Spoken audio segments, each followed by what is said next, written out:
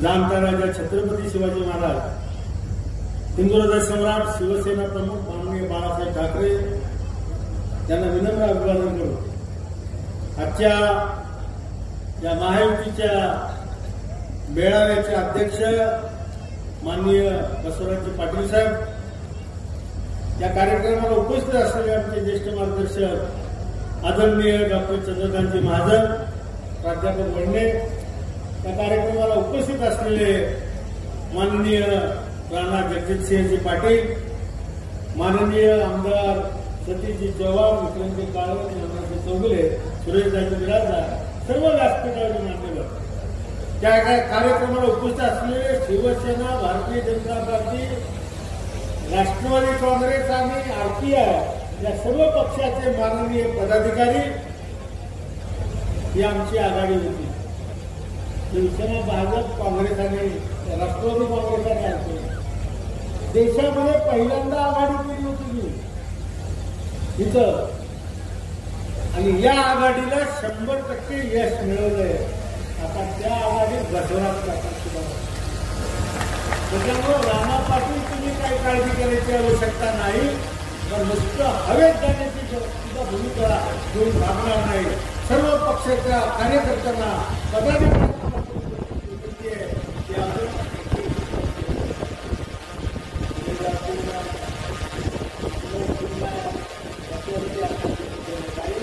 या देशात पंतप्रधान करण्यासाठी आपल्या भावाचा खासदार महायुतीचा पाठवला आणि म्हणून आजपासून आपण सगळ्यांनी कामाला लागलं पाहिजे. प्रत्येकानं आपलं घर, आपलं गल्ली, आपलं गाव, आपलं ग्रुप कसं लीडमध्ये आपल्याला राहील या संबंधीचा प्रयत्न करण्याची आवश्यकता आहे. त्या पद्धतीचे प्रयत्न भविष्य काळामध्ये आपण सगळ्यांनी करावं आणि आपला महायुतीचा उमेदवार आदरणीय अर्जुनाताई पाटील मोठ्या मताधिक्यानं कसं विजयी होतील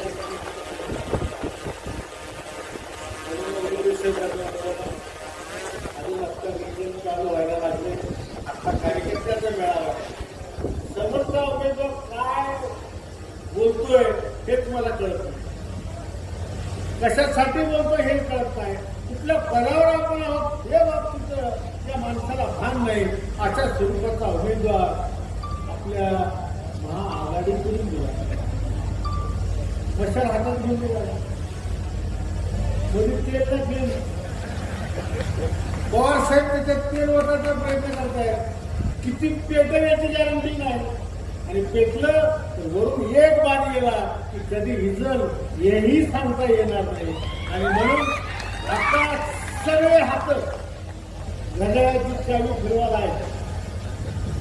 ते घड्याळ एवढं वेगानं वाढणार आहे, योग्य ठिकाणी योग्य नियम धरण्याचं काम शिवसेनेचा धनुष्यबाण करणार आहे. आणि अर्जुनाताई पाटलांना या लोकसभा मतदारसंघातून प्रचंड मताधिक्यानं आपल्याला सगळ्यांना विजयी करायचा आहे. या देशाच्या लोकसभेमध्ये पाठवायचा आहे, कारण या देशाच्या लोकसभेचं आपण विचार करू. प्रधानमंत्री कुणाला करायचं नाव नाही आघाडीच्या जवळ, कुठलं नाव सांगतील? ममता गांधी, तिकडं जयललिताचा विषय नाही, तिकडं बिहारमधले नितीश कुमार इकडे आले. कशाचा शांतता कुणाला नाही. पवार साहेबांचे 40-50 आमदार इकडे आले, शिवसेनेचे 40 आमदार इकडे आले. इकडे घ्यायची हिंमत नव्हती एकनाथजी शिंदेचा सुद्धा, पण ती हिंमत दाखवली त्यांनी. कशामुळं? सगळ्या आमदारांनी मागे रेटा लावला. आणि या पद्धतीचं काम जर चाललं उद्या आमच्या विधानसभा मतदारसंघात आम्ही कसं निवडून यायचं. आणि म्हणून हे सगळे पाठीमागं लागल्यामुळं एकनाथ शिंदेला ते धाडस करावं लागलं आणि या महायुतीमध्ये जावं लागलं. हिंमत नव्हती शिवसेनेतून बाहेर पडायची.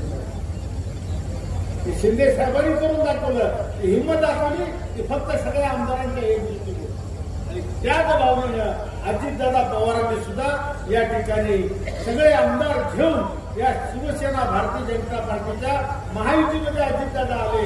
हे सगळे माणसं, मग ते एकनाथजी शिंदे असतील, देवेंद्रजी फडणवीस असतील, अजितदादा पवार असतील, झटपट निर्णय घेणारी माणसं, उगं भिजत घोगडे घालणारी माणसं नाही. आज आपल्याला काय आवश्यक आहे ते बोलणारी माणसं आहेत. मागच्या 40 वर्षाचं काढायची काय गरज. आमच्या अगोदर 40 वर्ष 45 वर्ष असा विरोधाचा आंदोलन होतो. काय संबंध तुझा? राम मंदिर झाल्यापासून मिळेल का?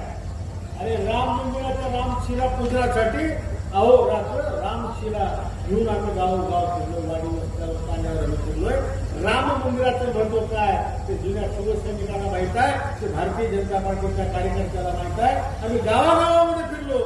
हे राम हे आमचं आराध्य दैवत आहे, हे आमचं श्रद्धास्थान आहे. यावर आमचा विश्वास आहे, यावर हा देश ठरणार आहे. आणि म्हणून रामाचं मंदिर झालं पाहिजे ही शिवसैनिकाची, शिवसेना प्रमुखांची भूमिका होती. आणि म्हणून आदरणीय हिंदू हृदय सम्राट बाळासाहेब ठाकरेंचं स्वप्न साकार करण्याचं काम नरेंद्रजी मोदी यांनी केलंय. ही मामूली गोष्ट नाही. अरे वर्षवर्ष उपवास करणारी माणसं होता. रामाच्या नावानं असंख्य लोक मेली या देशामध्ये, पण ते रामाचं मंदिर झालं पाहिजे ही भूमिका मात्र या देशाच्या सर्वसामान्य असणाऱ्या माणसांनी सोडली नाही. आणि त्याला योग्य अशा स्वरूपाची दिशा देण्याचं, योग्य अशा पद्धतीचं मंदिर भव्य आणि दिव्य स्वरूपात बांधण्याचं काम नरेंद्रजी मोदींनी केलंय. आणि त्यामुळं त्यांच्या हातून घडलेल्या कामातून आपण कधीही उतराई करू शकणार नाही अशा स्वरूपाचं या ठिकाणी मी वक्तव्य करतो.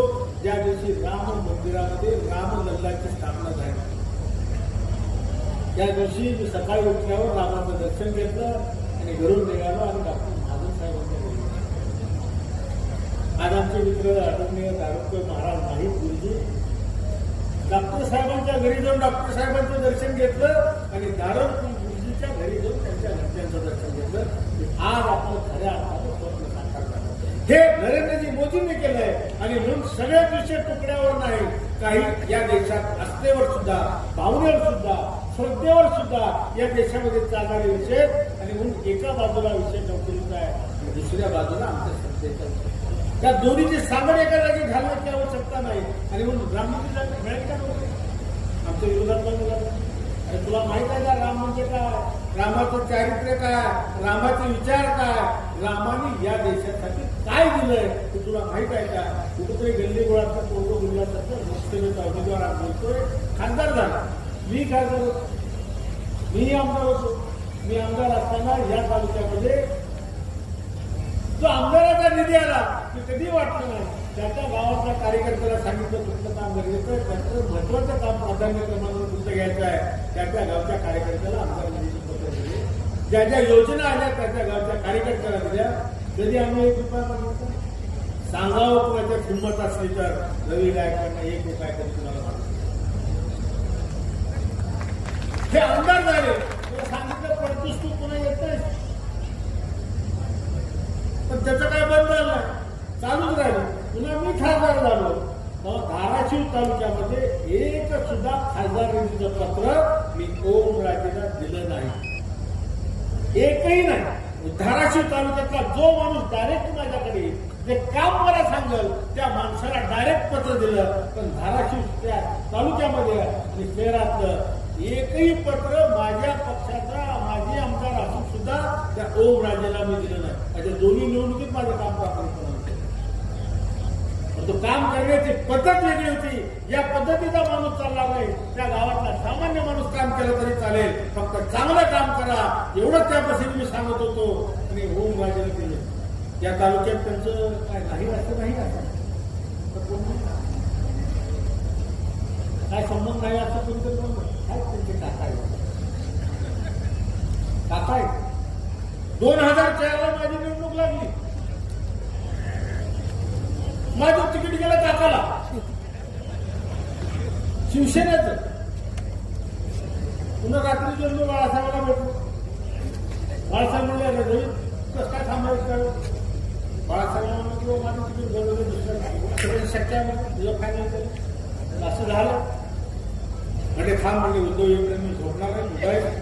उद्धवला येऊ याला सांगितलं की उद्धव आल्यावर मला झोपणार नाही तोपर्यंत थांबणार. उद्धव साहेब 12-12:30 5-7 कार्यकर्ते होतो.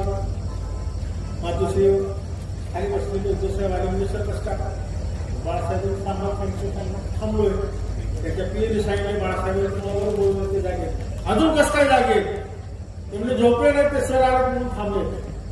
उद्धव साहेब वर गेले आणि त्यांनी विचारलं की बाबा काय करायचं रवी थांबणार ना त्याला तिकीट दे कसं काय बदलला तो. उद्धव साहेब खाली आले आणि त्यांनी मला विचारलं की सर बाळासाहेबांनी असं सांगितलंय तिकीट आता बदलून दिलं तर तुम्ही निवडून येताल 100% निवडून येणार. मग ते बाबा पण काय करणार तर बंडखोरी करणार 100% बंडखोरी करणार तरी तुम्ही निवडून येणार 100% निवडून येणार हा आत्मविश्वास माझ्या मतदारसंघाच्या लोकांना. त्यांना उद्धव साहेबांना फोन करा ना बाबा पाटील. उद्धव साहेबांनी फोन केला बाबा पाटील माझा नाही इलाज आहे सरांना तिकीट बाळासाहेबांनी द्यायला लावले मी काय करू शकत नाही तुम्ही त्यांचं काम करा. ते म्हणजे साहेब असं कसं असं कसं असं आता असं कसं ते बसवराज पाटलाला माझ्यावर जास्त असं कसं बसवराज पाटलाला जास्त माहित आहे त्यांनी बंडखोरी केली तरीही या तालुक्यातल्या लोकांनी मला निवडून दिलं. ती वस्तुस्थिती आहे. झाकून चोरून कुठल्याही स्वरूपाचं राजकारण करणारा मी माणूस नाही. आजपर्यंत केलं नाही भविष्यात करणार नाही आणि या तालुक्यातली जनता सुद्धा त्या पद्धतीनं बेईमानीनं कधी वागणार नाही. आणि म्हणून मी आत्मविश्वासाने या ठिकाणी सांगतो भविष्य काळामध्ये येणाऱ्या उद्याच्या लोकसभेच्या निवडणुकीत या विधानसभा मतदारसंघातून हायएस्ट लीड बसवराज पाटील मी नागराजी चौगुले संताजी काका चालुक्य सुरेशराजी बिराजदार आम्ही सगळेजण मिळून हायएस्ट स्वरूपाची लीड या लोकसभा मतदारसंघाच्या सगळ्या विधानसभेपेक्षा हायएस्ट लीड या तालुक्यामध्ये मिळेल. फक्त टाळी वाजवून भागणार नाही.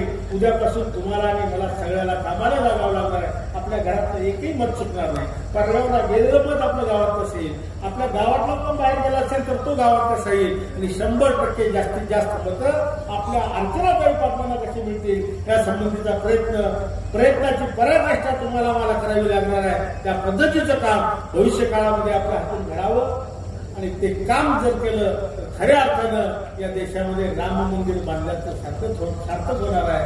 त्यांच्या केलेल्या उपकाराची उतराई केल्यासारखं कुठेतरी आपल्याला सार्थक होणार आहे. त्या पद्धतीचं काम आपल्या हातून उद्याच्या या महायुतीच्या उमेदवाराला विजयी करण्याचं काम आपण करावं एवढं या प्रसंगी बोलून सगळ्यांचे या ठिकाणी मान्यवरांचे आपले सगळ्यांचे मनपूर्वक आभार म्हणून आजपासून मतदान संपेपर्यंत आपण सगळ्यांनी डोक्यात एकच विषय ठेवला पाहिजे की अर्चनाताई पाटील कशा निवडून येतील जास्तीत जास्त मतानं कशा निवडून येतील एवढाच विचार करून आपण कामाला लागावं एवढंच या प्रसंगी बोलून आपल्या सगळ्यांचे आभार मानून थांबतो. धन्यवाद. जय हिंद जय महाराष्ट्र.